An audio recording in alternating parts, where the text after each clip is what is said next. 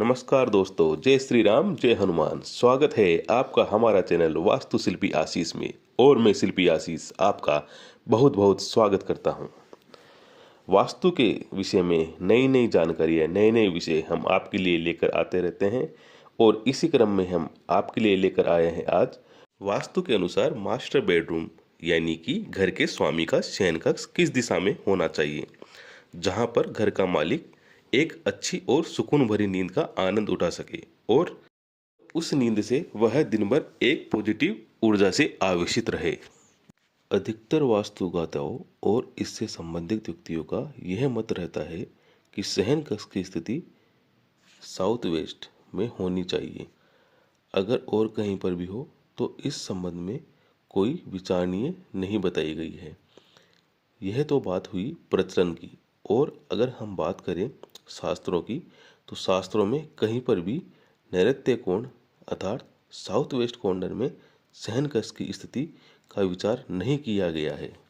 अगर हम बात करें प्रमुख वास्तु ग्रंथ विश्वकर्मा प्रकाश, सम्रांगण सूत्रधार, राजवल्लभ वास्तुशास्त्र, मनुष्यालय चंद्रिका, वास्तु विद्या व अपराजित प्रचा, हम इन सभी में शयन कक्ष की स्थिति व साउथ वेस्ट कॉर्नर में किस प्रकार के निर्माण के बारे में बताया गया है। इन ग्रंथों पे विचार करने से हमें यह पता लग जाएगा कि इन ग्रंथों में शयन कक्ष का विचार साउथ वेस्ट कॉर्नर में नहीं किया गया है। तो उनमें अगर उस दिशा के अंदर कौन से निर्माण के लिए विचार किया गया है, यह भी हमें इन्हीं अध्ययन से पता लगेगा।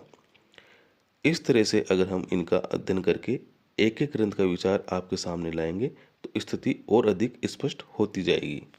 सबसे पहले हम प्रचलित वास्तु ग्रंथ विश्वकर्मा प्रकाश की बात करें।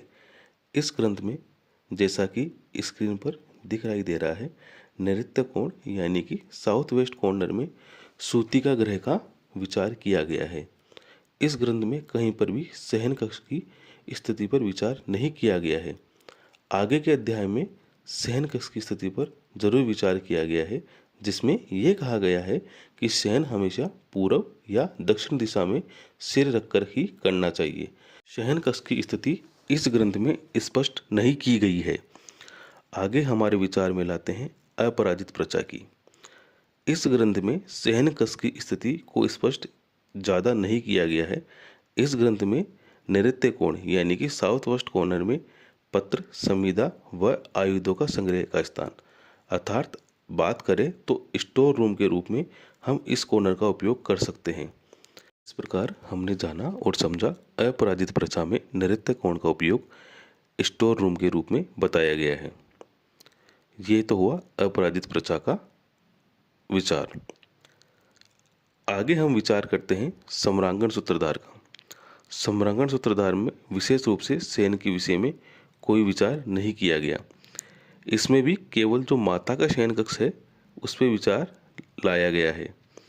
इस ग्रंथ में बात करें तो जो माता का पद शयन कक्ष के लिए शुभ बताया गया है वह अदिति के पद पर बताया गया है।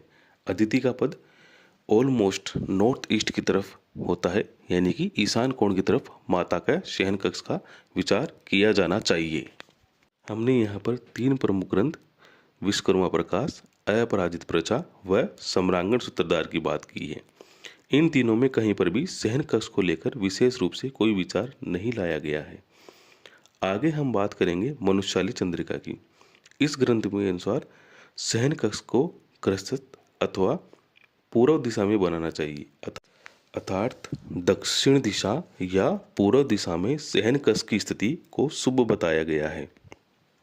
इसके अलावा अगर हम बात करें वास्तु विद्या की, तो वास्तु विद्या ग्रंथ में यह बताया गया है, तो वास्तु विद्या ग्रंथ में केवल वैश्य व महाजन वर्ण के लिए शयन कक्ष की स्थिति का विवरण दिया गया है। वास्तु विद्या में कहा गया है कि वैश्य वर्ण के लोगों को यम, विवस्वान, गृहस्थ और गंधर्व के पद पर शयन कक्ष होना चाहिए। इस वर्ण को पूर्व दिशा में सिर रखकर सोना चाहिए।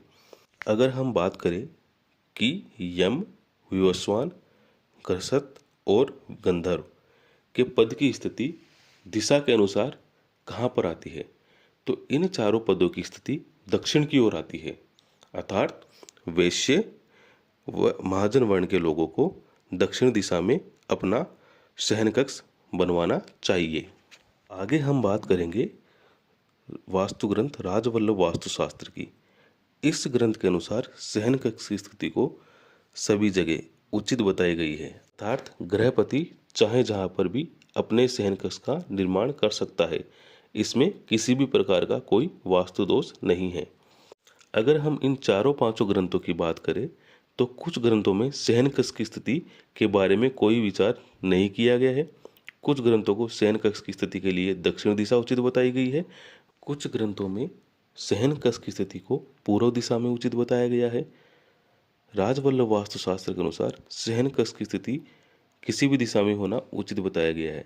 इसका अर्थ निकलता है कि शयन कक्ष के लिए उपरोक्त वास्तु ग्रंथों में किसी में भी साउथ वेस्ट कॉर्नर नहीं बताया गया है, अर्थात या तो अगर प्रमुख स्थिति की बात करें तो शयन कक्ष को जहाँ तक हो सके दक्षिण दिशा या इसके अलावा पूर्व दिशा में उचित बताया गया है। यह केवल एक अच्छी स्थिति को बताया गया है। अन्यत्र किसी भी दिशा में अगर शयन कक्ष होता है तो वह इसमें किसी भी प्रकार का कोई वास्तु दोष नहीं होता। इस प्रकार हमने जाना और समझा कि साउथ वेस्ट को लेकर जो एक भ्रांति प्रचलन में है उसको प्रमुख शास्त्रों में कहीं पर भी कोई विचार नहीं किया गया है। आशा करता हूं कि आपको हमारी यह जानकारी अच्छी लगी होगी। हम आगे भी आपके लिए वास्तु से जुड़ी हुई रोचक जानकारी आपके लिए लेकर आते रहेंगे। अगर आपको यह जानकारी अच्छी लगी हो तो आपसे ये अनुरोध रहेगा कि आप चैनल को लाइक व सब्सक्राइब करना ना भूलें, ताकि आप हमेशा हमारे से जुड़े रह सकें। आज के लिए इतना काफ़ी है। फिर मिलेंगे अगले वीडियो में एक नए टॉपिक के साथ। तब तक के लिए जय श्री राम, जय हनुमान और आपका बहुत बहुत धन्यवाद।